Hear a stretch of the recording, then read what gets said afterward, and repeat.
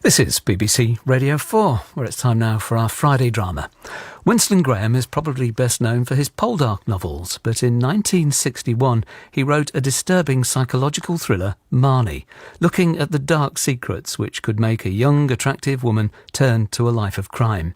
Set originally in the West Country, a place Graham knew well, the book was made into a film, transposed to America and directed by Alfred Hitchcock. This radio version returns to the novel's original storyline. Marnie by Winston Graham. Dramatised for radio by Sean McKenna. With Jade Williams and Patrick Kennedy.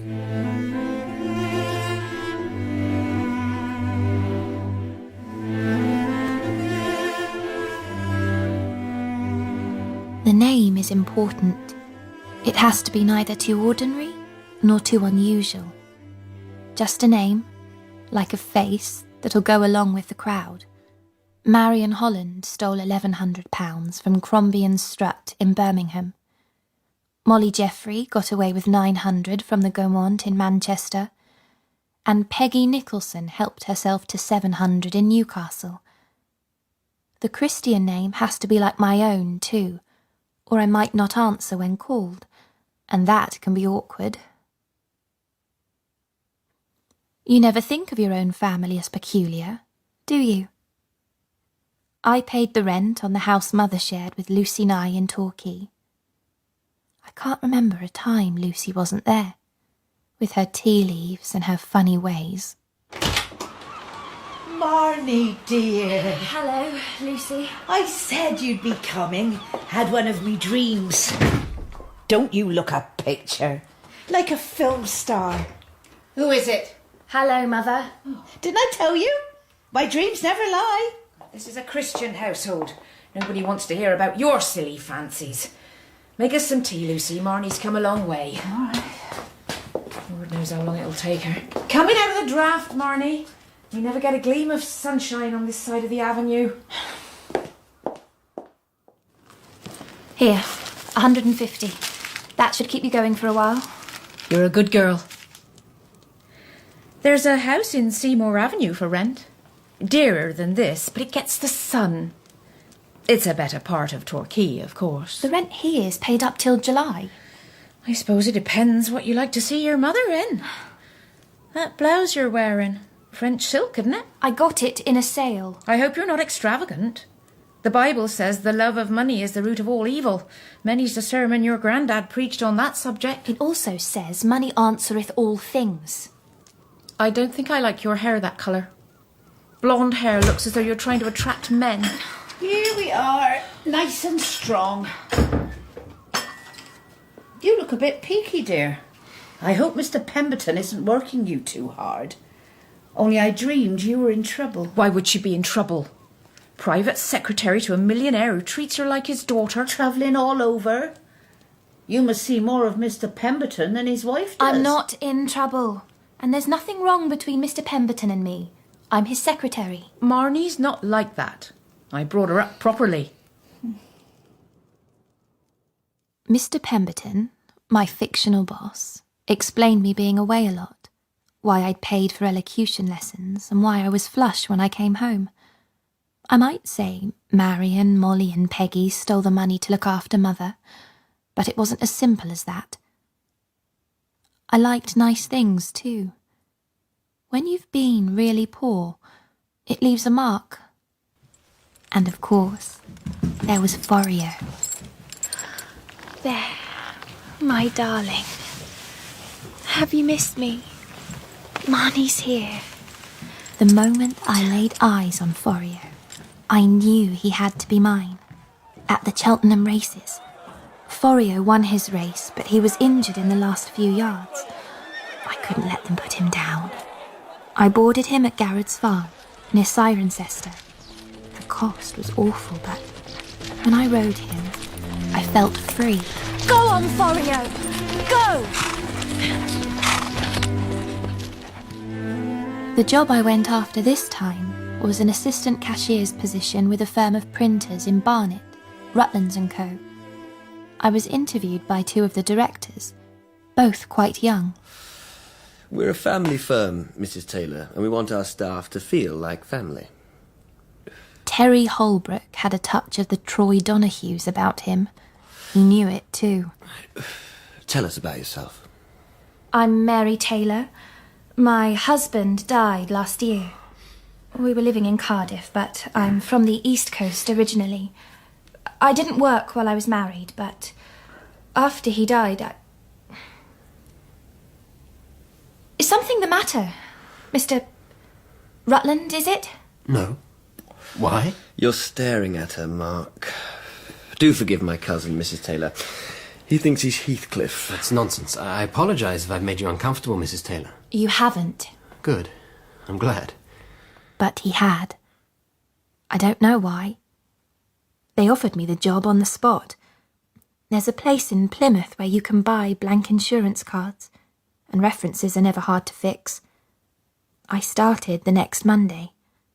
3 weeks later, I found myself at the firm's annual dance. You don't always do the clever thing, do you? Oh, do you think Mark Rutland's like Lawrence Harvey? Oh, I bet he looked marvellous in uniform. Was he in the army then? Navy, till his dad died and he joined the firm. Quite put Terry Holbrook's nose out of joint. They're always at each other's throats. Look out, he's coming over. Perhaps he'll ask you to dance. Dennis from sales watching. He'll spit tax. Hello, Mr. Holbrook. Oh, yes, hello. It's Dawn, isn't it? That's right, from accounts. Mrs. Taylor, would you care to dance? Oh. I haven't really welcomed you to Rutland. It's Mary, am I right? Mrs. Taylor. And I'm afraid I don't dance. I'm sure you're being modest. I can dance, but I don't. Her husband. Of course. There's a lot you must miss about being married. I know I do. Perhaps you play cards. I have card parties most Saturdays. My more adventurous friends enjoy them. You'd be very welcome. I don't gamble. You might enjoy yourself. Please, don't touch my arm, Mr. Holbrook. Most women don't consider it an insult to be thought madly attractive. I mean no offence. I'm simply not interested. I see. Well, enjoy your evening. Well, that told him. That was that, I thought. A difficulty avoided. I didn't speak to the other director, Mark Rutland, until the day I went to his house with some proofs to be checked. He'd had an accident and had hurt his foot. I'm sorry to send for you like this on such a dreadful day. Do excuse the TV, I was just watching a race. It's Kempton Park, isn't it? Are you keen on racing? I love it. Really? Me too. Do you often go? When I can. Not often. My husband was fond of it. Ah, yes, of course. I'm sorry for your loss. One hears a lot about how one should deal with these things, but in reality it's a new page, isn't it? Absolutely new. My late wife hated racing. Cover the mirrors, dear. If you see the lightning in them, you'll see the devil peering out at you. Are you all right, Mrs. Taylor? Would you mind turning off the TV? The lightning. I'm sorry. Thunderstorms always put me in a panic. The chances of being struck by lightning are really awfully small. I know that. I know all the answers. It doesn't help. I wonder... Please don't misinterpret me, but I'm going to Newmarket on the 23rd. Would you like to come? I suppose I thought it wouldn't matter. I'd already chosen the day Mary Taylor would leave Rutland's.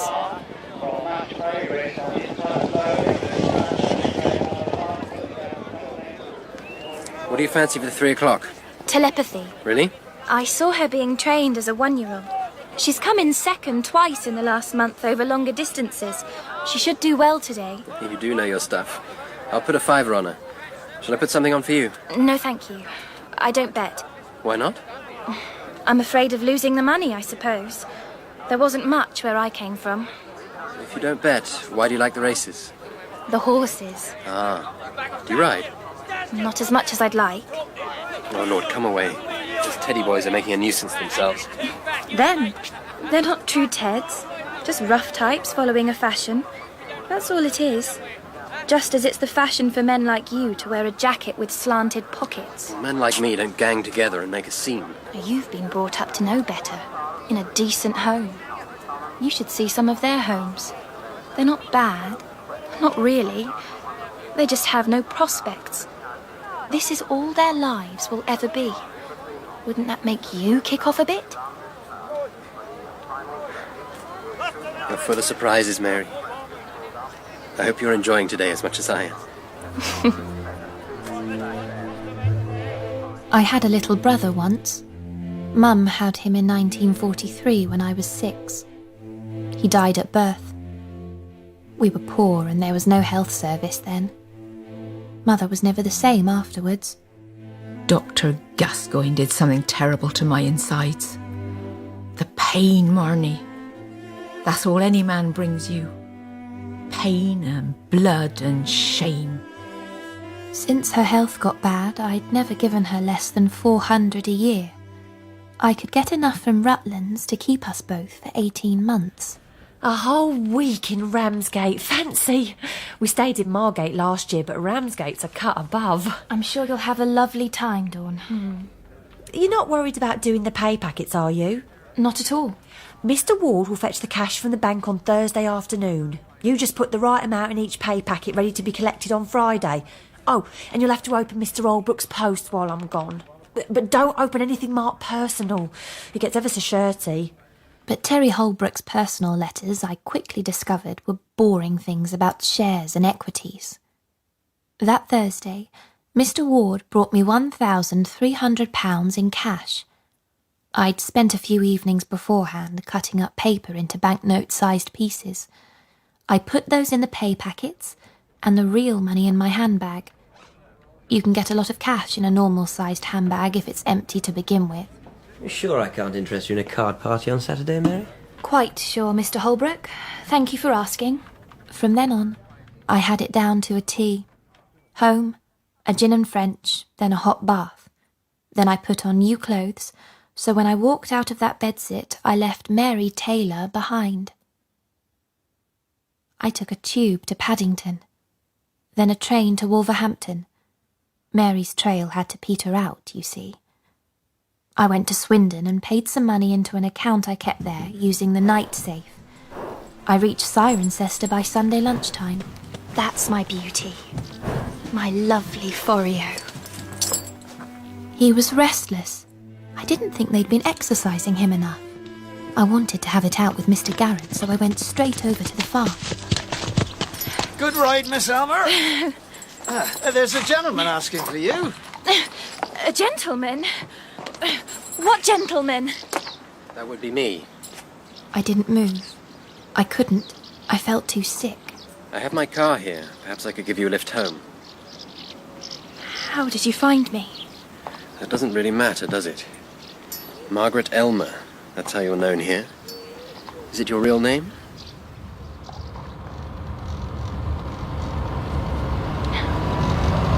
All I can say is I'm terribly sorry. Let's skip the emotional scene, shall we? Where's the money?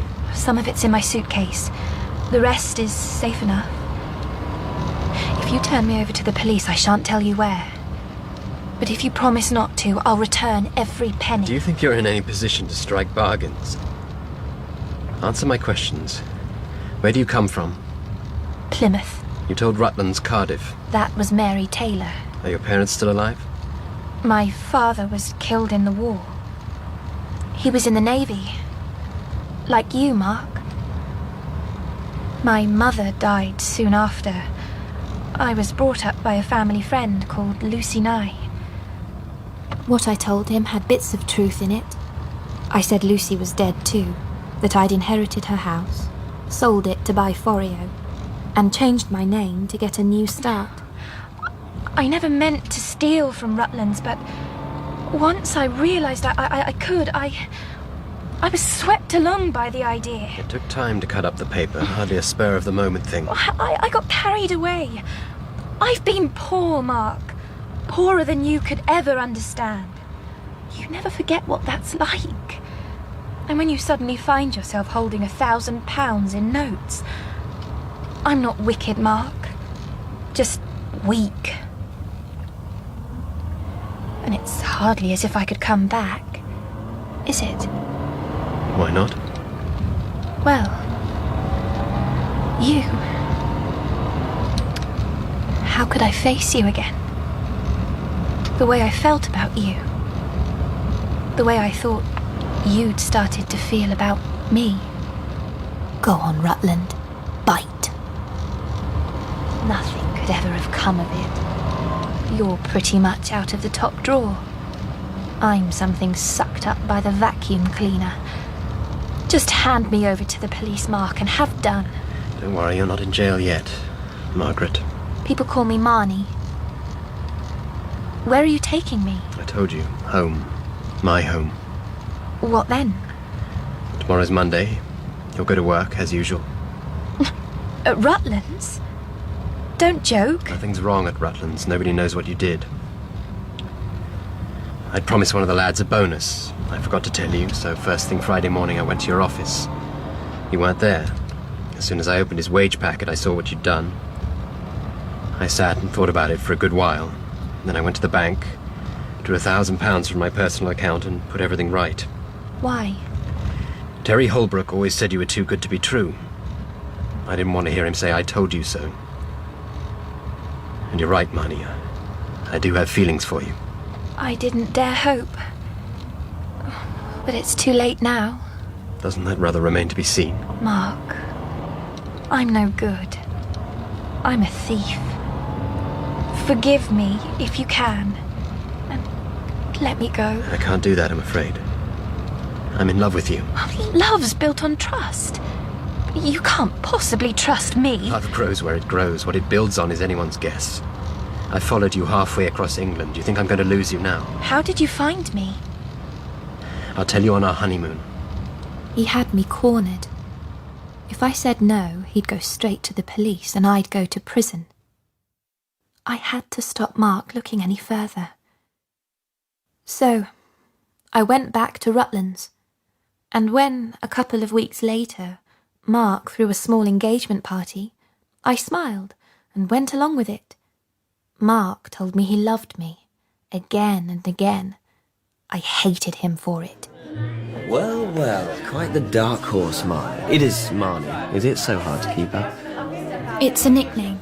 I was christened Margaret Elmer. As many names as there are stars in heaven. You do like to talk in riddles, Terry. It doesn't amuse me. I doubt it amuses anyone. I wouldn't have thought Mark was your style, my dear. Too straightforward. I'd have expected you to go for someone with dark corners and hidden crannies. I find Mark quite surprising enough, thanks. The bloom will soon wear off, Marnie. I wouldn't bet on it surviving the honeymoon. I'll be waiting for your phone call. We went to Mallorca. Mark had booked us a beautiful room in a hotel right on the town square. Funny how much better Rioja tastes here. Please, Mark. You're breathing down my neck. So, you promised to tell me how you found me. It's now quite the moment. On our honeymoon, you said. You promised. It was telepathy. There's no such thing. That day at Newmarket, you suggested we back a horse called Telepathy. You said you'd seen her training as a 1-year-old. I looked her up, who she belonged to, who trained her, where. I followed my nose and it led me to Cirencester. Garrett's was the third stables I tried. I'd almost given up hope, and then you rode up the lane on Forio. So, if I hadn't told you about that horse, you'd never have found me. What a good thing you did. Kiss me, Mrs. Rutland. No, Mark. Don't be shy. I mean it. Marnie. I'm sorry, I can't. Please, don't touch me. Darling, are you afraid? I'll be very gentle. I can't stand it, Mark. I understand. It's unfamiliar. You need time. I can wait, Marnie. I want you to be happy. All through the next few days, Mark was kind and thoughtful. Good company, even. But every time I met his eyes, that was there, like a bailiff at the door. On the Thursday, there was a fiesta in the square. We watched from our balcony. What's funny? Those lads. Trying to get the girls to talk to them. All that posturing and giggling. And all they want is something that's over in 5 minutes. If I showed you a new accounting system, a better way to keep the books, would you try it? I expect so. Have you been to a Spanish fiesta before? No, Do you like it? very much. Would someone telling you about it be the same thing? Of course not. Then don't let yourself be told about love. It's not what I've been told. It's what I feel. You can't feel anything about an experience you haven't known.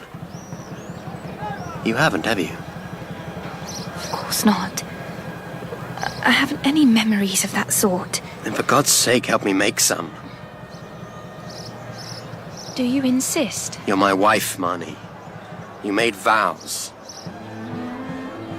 So, time up. No more excuses.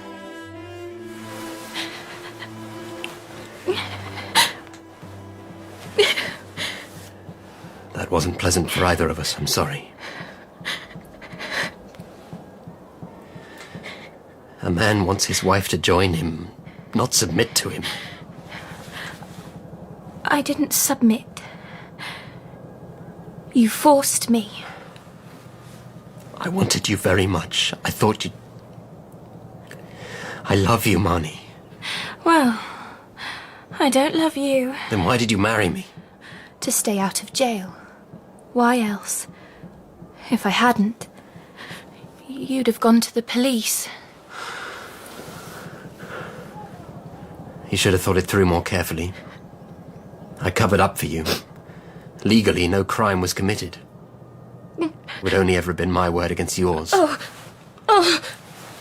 God. I need some air.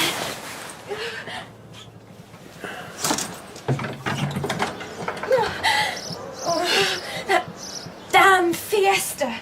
We'll work through this, Marnie. We'll be happy. I don't see how. I looked down at the square below, thronging with people. How far down was it? 20 feet? More? Was that far enough? It was a risk worth taking. Oh, no, you don't. Oh, why won't you let me? You're 23 years old, Marnie. You're clever and you're beautiful. Dying is the last thing you should want. Oh, I've got nothing now. You have me! And that, of course, was the trouble. When we got home, Mark and I had separate rooms. After a few weeks, I began to relax. In the garage, I found an old two-seater which Mark said I could drive. I didn't dare risk the journey to Torquay. I couldn't do there and back in a day. I started to fret. Mother would need more money quite soon. I never, for a moment, dreamed that Terry Holbrook would be my guardian angel.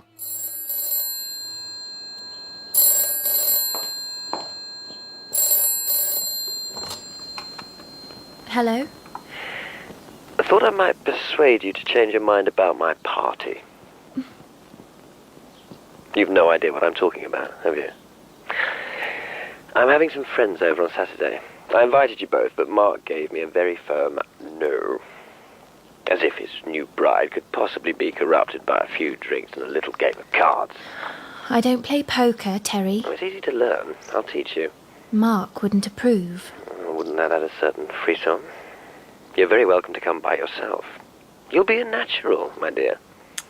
If I come, and I mean if, will you promise not to flirt with me? Of course not. I told Mark I was going out with Dawn. I said her mother was ill and she needed support. He didn't object. Terry showed me the basics of poker. I played a couple of hands and I watched very carefully.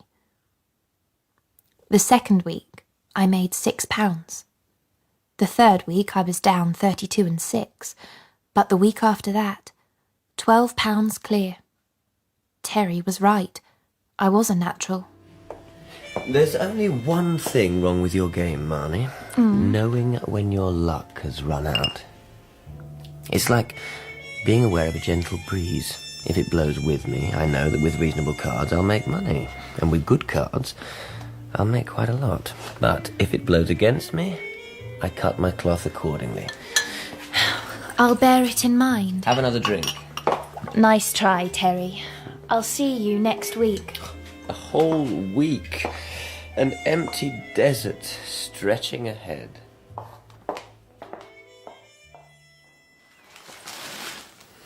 I've had an idea. We could turn the old garage into a stable. You could keep Forio here. Do you mean it? We could ride to hounds, join the thorn hunt. You'd like that, wouldn't you? You know I would. Then, let's make a deal. What sort of deal? I bumped into an old friend of my father's last week, a chap named Charles Roman. He's very gentle, very wise. He's a psychiatrist. You want me to see a psychiatrist? I don't like sex, so I must be sick in the head. Seeing a psychiatrist doesn't mean you're sick in the head. A great many people do it these days. I won't agree to it. Why should I? I'd very much like you to be able to enjoy something pleasurable and important. Something you consider pleasurable and important. Something most people do. Marnie, I need to know if it's love you can't stand or just me. Roman might help. People think I'm lucky to be married to a man who's upright and straightforward. They've no idea of the twists and turns in you. I am straightforward, Marnie. I love you and I want you to be happy. Having Forio here will make you happy, won't it? And of course he was right. The day the horse box pulled up on the drive, I felt my heart lift and swell. Oh, my boy. Forio. I'd controlled myself all my life. I could hold my own with Charles Roman for 2 hours a week. Do make yourself comfortable. You should know that I'm only coming here because my husband wants me to. I don't like sex, you see. He thinks you can cure me. I can do very little without your cooperation. Perhaps we could start by your giving me the general factual background to your life. I told him the same story I'd told Mark.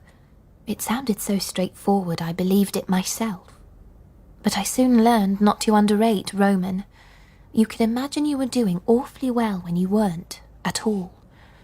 Over the next few sessions, he started his mind games. What does the word rain suggest to you? It's always raining when I come here. My umbrella leaks a pool in your hat stand. Water. Kettles. Hot baths. Sometimes I have 2 or 3 a day. Soap, plugs, water, Baptists. Blood, tears, toil. Baptists? And his tears shall wash away thy sins. My mother took me to chapel 3 times every Sunday. When you were so young? Careful, Marnie. Lucy Nye was just as bad after Mother died. Do you love your husband? Of course. What does love mean to you? Forio knowing my step. Warmth. Big arms round me. A kitchen with a fire burning. God so loved the world. And sex? Whatever I say, you'll twist it to fit your theories. I won't be thought of as a freak at a sideshow because I have likes and dislikes and stick to them. Apart from not wanting your husband, are you happy in other ways? Why shouldn't I be? I wonder if you sometimes slightly pride yourself on being withdrawn from life. As if you've grown a protective skin. There's a risk it will harden until the real you inside shrivels and dies. And you think talking is going to help? It might. If you can stop being so frightened of what you're going to say.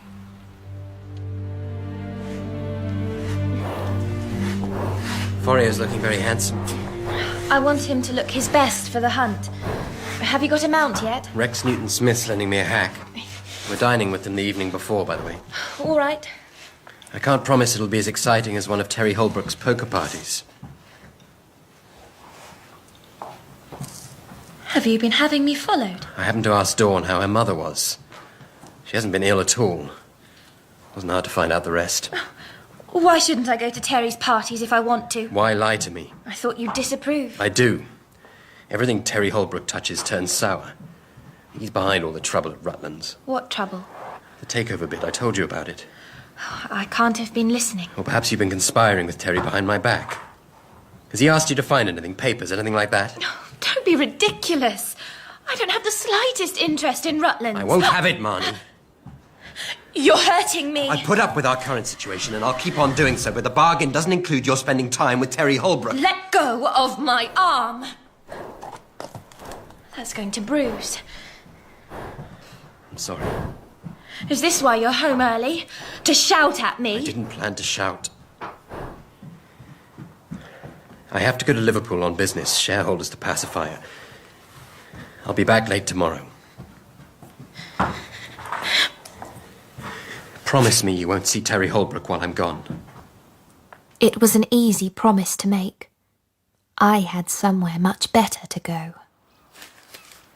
Not as much as usual. I'll be able to top it up very soon. You're in a queer mood today. Do you have a photo of Dad? There's one in my treasure bag. It's in the sideboard, bottom right hand. Why'd you want a photo all of a sudden? When he died, who told me? I did, I expect. I don't remember. Well, you were only 6. I don't suppose you remember much. I remember Dad's arms. Strong arms. Holding me tight. Keeping me safe. Yes. That was Frank. Is this it? Give it here. There. Funny. He stayed young and I've got old. There's a cutting from the paper in here somewhere. I cut it out to keep. There. Deaths on active service. Frank William Elmer, HMS Cranbrook, on June the 10th, 1943, aged 41. All I had left. Can I have the photo? If you take care of it. It was Lucy who told me Dad was dead, wasn't it? It's a long time ago. I had a picture book with an elephant on. When Lucy told me, I put my head down on it and cried. The tears made the colour run till it looked like I'd been crying blood. I knew that day I'd never have complete protection or shelter or love again. What's the matter with you today? I sometimes think I'm different to other girls. Be thankful you are. Painting their toenails, flying after men. You're my good girl. My clever girl. I'm not sure it's always wise to be clever. What does the word childbirth mean to you? That damn clock striking 11. What clock? In Mother's kitchen. It was Granny's. Boiling water.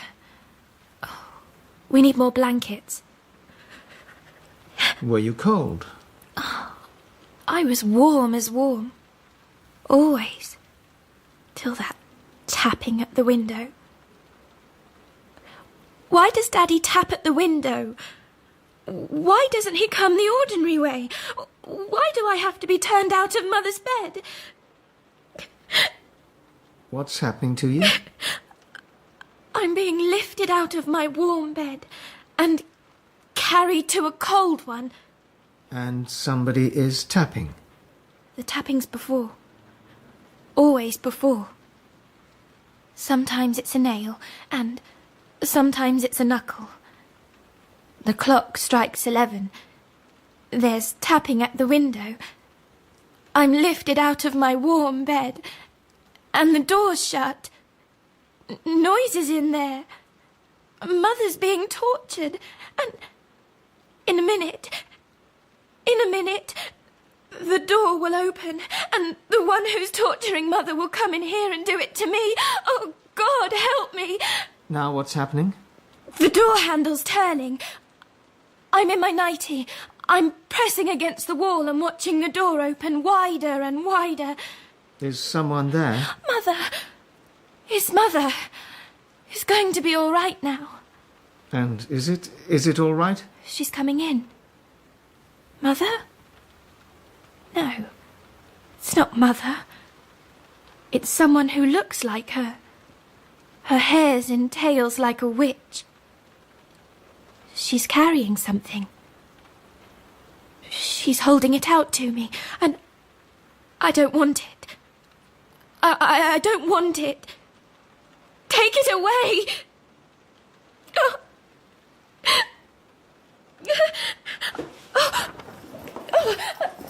I have to leave. Mrs. Rutland? No, I have to go.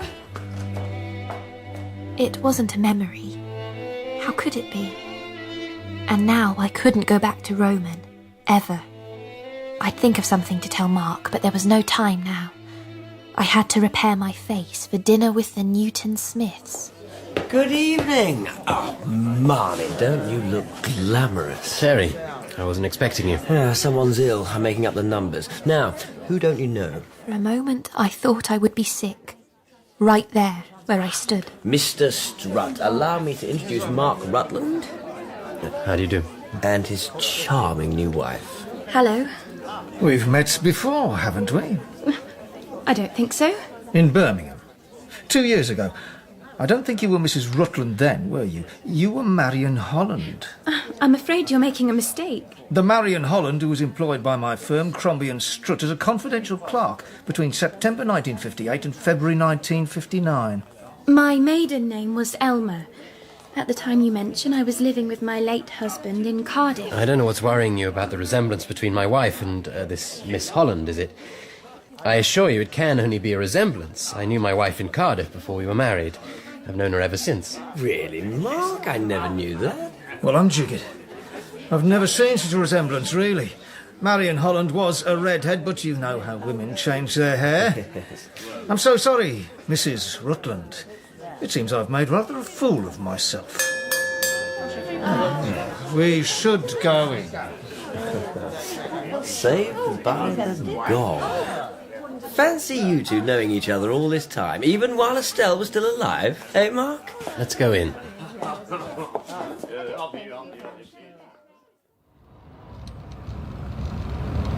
Say something. Thank you for covering for me. Are you very angry? I'm not angry. I'm knocked for 6. I don't like the idea of my wife going to prison. Why would I? Did you think I wouldn't ask Strutt about it? £1,100, Marnie. Less than you took from Rutland's, admittedly.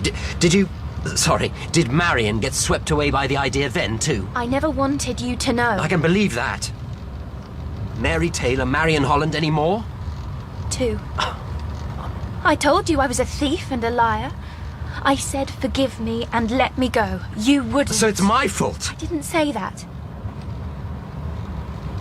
No, you're right. I checked some of what you told me and took the rest on trust. I was in love with you. Trust has to begin somewhere. Well, this time I need to know it all.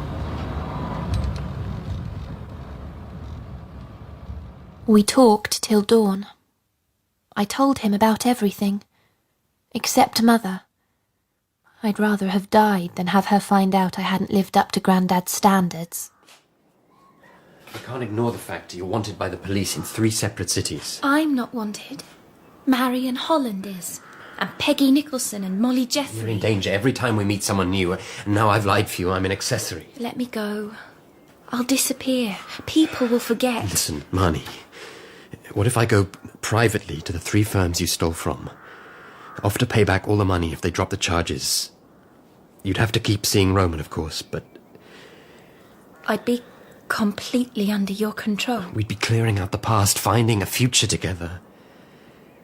I really want us to have a future together. You make it sound reasonable. Being honest is reasonable. Trusting people is reasonable. I'm asking you to trust me. We'd better get changed. We have to be at the meet by 7. We're still going hunting. Forio's been looking forward to it. The meet was in the grounds of a big house called Thornhill. The mount Rex had found for Mark was pretty temperamental, so I steered Forio away from him. Good crowd. More than I expected. They found. Shall we ride together? I don't think you'll be able to keep up. Go on! And he wasn't. Before long, we were heading full pelt downhill, out into the open. My eyes watering with the speed. Forio was white-flecked, and his flanks were heaving. I gave him the whip to hurry him forward. Marnie! Marnie, be careful! On, Forio! On! You don't need a man. You don't want one. The skin will harden. You're in danger. It's the devil peering out at you. I won't be controlled. I won't be controlled. Every time we meet someone new. Until the real you inside shrivels and dies. Who's tapping? Why is Daddy tapping? My good girl. My clever girl. And suddenly, it wasn't the fox the hounds were baying for. It was me.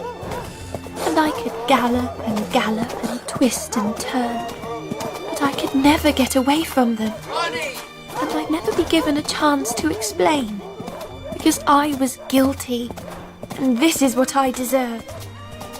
And then there was a wall. And a ditch and a gully and... Marnie! Mark took the wall right behind us. He didn't ride well. He never had. And suddenly, we were all down, all floundering in the leaves and muck. Forio was trying to get up, trying so hard, but he couldn't. The bone was sticking out through his skin.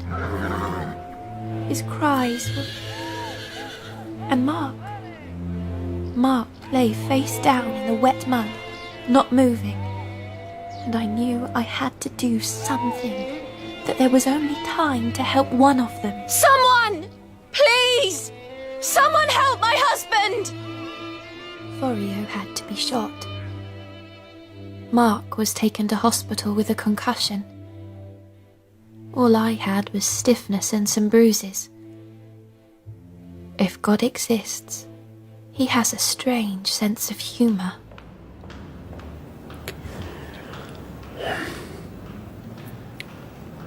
How long have you been sitting there? You should have woken me. I'm so sorry about Forio. What happens when a horse is shot, Mark? Do they bury it? I couldn't bear to think of it being sold for... I don't think there's much likelihood.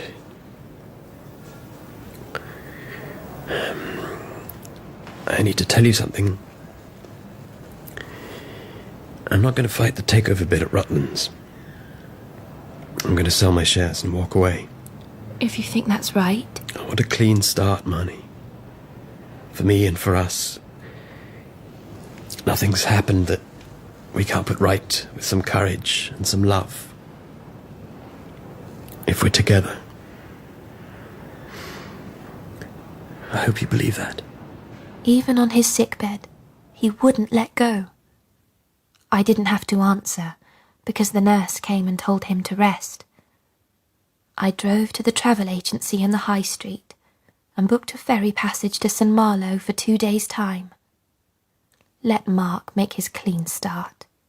He'd do it better without me. I drove home to pack a suitcase. Terry Holbrook was waiting on the doorstep. You know Mark sold out of Rutland's. He mentioned it. Oh, look at you. Butter wouldn't melt. All those clever little visits to my poker parties. Those times way back when you opened my personal correspondence. I knew you were bogus, Marnie, but I didn't think you were a spy. How am I a spy? I had a good plan. Mark and I couldn't keep on fighting over Rutland's. One of us had to have control. I'm a better businessman than Mark. I talked up the company, went to a merchant bank, got them to buy up stock. Even talked one of the sleeping partners into selling out. So that with the bank's support, I could be MD. I don't care about this, Terry. But now Mark sold his shares too. The bank has the controlling interest. An hour ago, they phoned me to tell me the name of the new managing director, and it isn't me. Was there no gentle breeze to warn you? Give Mark a message. Tell him I'm going to get him back. Visiting hour is 6 till 7. Tell him yourself. I tried to write Mark a note, but nothing worth putting down would come. Oh well. Best, in the end, if he thought the worst of me. I found his keys and drove to Rutland's. I didn't think there'd be much in the safe, but there was over £600. I sat in that darkened office, by that safe, and I started to shake. I knew it meant something, but I didn't know what. I put the money back. Don't ask me why, but I couldn't steal anything else from Mark. I got in the car and drove like all the devils in hell were after me. The SOS came on after the news. Would Margaret Elmer, known as Marnie, last heard of working for a businessman named Pemberton, please contact her mother in Torquay, who is dangerously ill.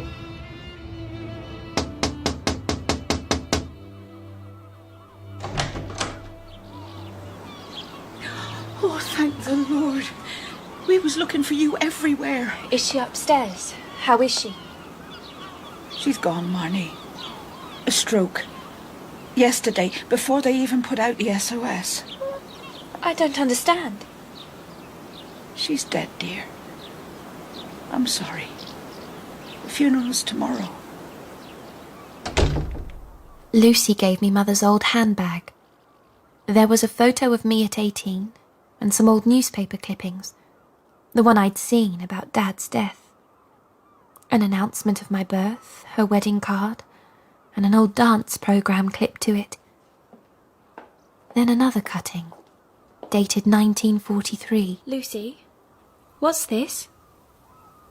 Oh, dear. The headline said, "Plymouth woman bound over on murder charge." I thought it must be someone Mother knew, until I saw her name. Mrs. Edith Elmer, charged with the murder of her newborn child. Your mam was a lovely girl, dear. Boys always round her, but she kept herself pure. Had to. Your granddad was that fierce, like something out of the Old Testament.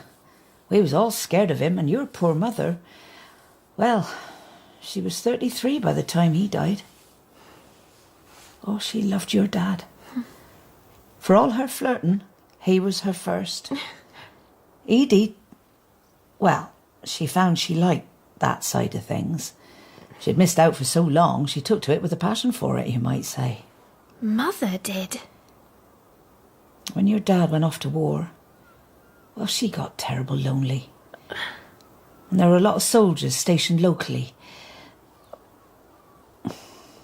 What are you telling me, Lucy? She seemed so respectable. Couldn't find no fault with her. Never in a pub nor nothing. But everyone knew. If a soldier came along after 11, all he'd to do was tap on the window. The clock strikes 11. There's tapping at the window. Sometimes a nail and sometimes a knuckle. Then I'm lifted out of Mother's warm bed. Oh, Lucy. I remember. You can't, dear. Very careful she was to protect you. Always put you in the spare room, lock the door so you wouldn't see nothing. But I could hear groaning, like someone was torturing her. Did Dad find out? He divorced her double quick. That's when we started to live with you. Oh, Marnie, dear, I don't want to tell you this. You can't not. Before long, it was plain as day your mum was expecting again. My brother? She denied it. I think she thought if she denied it, it wouldn't happen. The night it did, she knocked on my door. "Lucy," she said, "I'm very unwell." I went in, and there was you crying your eyes out. I put you in the spare room, locked the door. poor mite, he was trembling and trembling. When the baby came, it was a beautiful little boy. He's perfect. I left Edie to feed him. I was only gone about 20 minutes. When I got back, the baby wasn't there. Edie was in bed, white as a ghost, her hair all ratty. In tails, like a witch. Oh, you don't remember, do you? Oh, I always prayed you wouldn't. I was pressed against the wall, in my nightie. The door handle turned. Oh, Marnie. She was holding it out to me. She'd wrapped him in newspaper like he was fish and chips. Hide it under the bed, Marnie. There's a good girl. Mother? This is what happens when you let a man touch you. Blood and muck and pain. I comes back and says, Edie, where's the baby? She says, what baby? There's no baby. He was under the bed.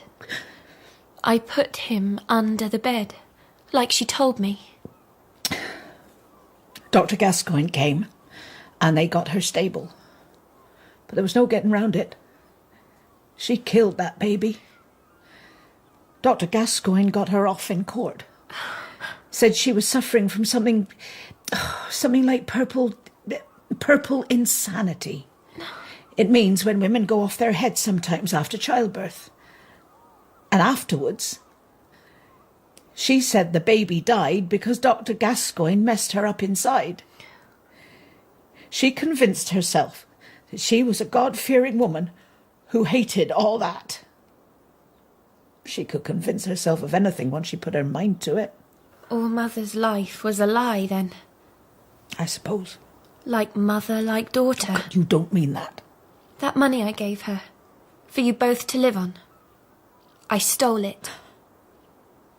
Oh, dear. I married the man who found me out, but I won't let him touch me. You know what being touched by a man gets you, Lucy? Blood and muck and pain. Edie was ill. You know that, don't you? No. She was rotten, and I'm rotten too. How can you build anything decent on rotten foundations? All I know is you just have to keep going. It's all any of us can do. Killing your child and having to live with that. Wanting sex and telling yourself you hate it. She was trying to protect you, dear. But she broke me. She wound me up so tight, she broke the mainspring. Mark didn't know what he was taking on. Maybe he isn't trying to control me. Perhaps he really does only want me to be happy. Let old Lucy give you a hug. I'm free now. I can do what I want now, go anywhere, free of Mark, the police, Forio, Mother. What the hell do I do? And that's when something shifted. All at once, I wanted Mark. I wanted to explain, to tell him why I could never have been a normal wife. Nothing's happened that we can't put right with some courage and some love. Marion Holland and Molly Jeffrey and Peggy Nicholson were done for. But maybe, just maybe, I thought, there's a chance for Marnie Elmer. If Mark still felt the same. And somehow, I was sure he did. Next day, when we got back from the funeral, Terry Holbrook's car was parked outside. I heard the SOS on the wireless. I thought with Mark in the hospital he might need some help. I could drive you home, Marnie, if you want. Oh, that's kind. I'd like that, Terry. Thanks. Once again, Terry had come to my rescue when I least expected it. He even came into the house to get me settled when we got back. You're sure you have everything you need? You've been very kind, Terry. I'm sorry you and Mark can't get on. I'll try to make it up somehow between you. I'm afraid that would be impossible. Why? Who can that be? I'll get it, shall I? Even then, I had no idea. It was only when I saw that all too familiar face walking into my own living room. Good evening, Mrs. Rutland. Do you remember me? We met at Rex Newton Smith's. It's Mr. Strutt, isn't it? I'm glad you remember, Mrs. Rutland. Or should that be Miss Holland? Peggy Nicholson, perhaps? Or Molly Jeffrey? There are a number of us gathered outside waiting to meet those particular young women. Terry? I'm sorry. It's you who'll have to pay, Marnie. But Mark has ruined my life. Putting the woman he so clearly adores in prison for a long time, well, how could I resist? I always thought facing the people I'd stolen from would be the hardest thing of all. But funnily enough, it's the easiest. Whatever happens to me now is going to burn away all the rubbish, all the lies. Anything I come out with the other side will be real. Mark understood that. It's what he tried to make me understand. Whatever I'm left with will be real. That's all that matters now.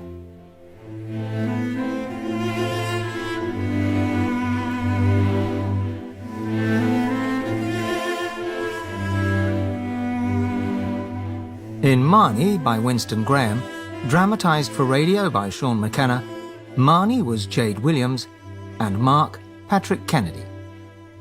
Terry was Carl Prekop, Edie Elaine Claxton, and Lucy Joanna Munro. Roman was Brian Bowles, and Dawn Susie Riddell. The director was Marion Nancarrow. The final part of The Great Coat, our ghost story about the power of the past, is After the World tonight. But now a look at the weekend weather forecast. It'll be generally cloudy with hill fog in the west with showery rain in some central and western areas first thing in the morning, but then much drier and brighter in the afternoon. Generally warm for most of us, but becoming hot in the southeast. And Sunday starts warm and humid in the southeast, becoming hot and remaining largely dry and bright, but rather cloudy with showery rain at times in central and then northern areas. On Monday, northwestern areas will see some sunny spells, but showers possibly heavy or thundery are never too far away. On 92 to 95 FM 198 longwave and on digital radio, this is BBC Radio 4.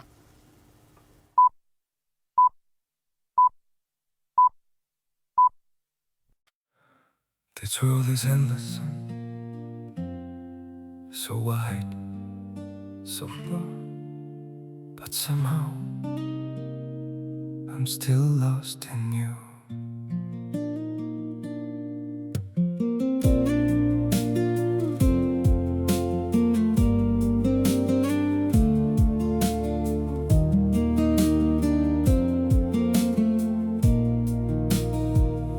The streets are full of moving shadows, countless places I could go. City shining, people passing, yet I still feel so alone. Every road keeps leading nowhere, every sky feels cold and blue. In this world so vast and open, I'm still lost in missing you. The world is wide, so wide before me, but I keep losing my way. Somewhere in the endless distance, your memory makes me stay.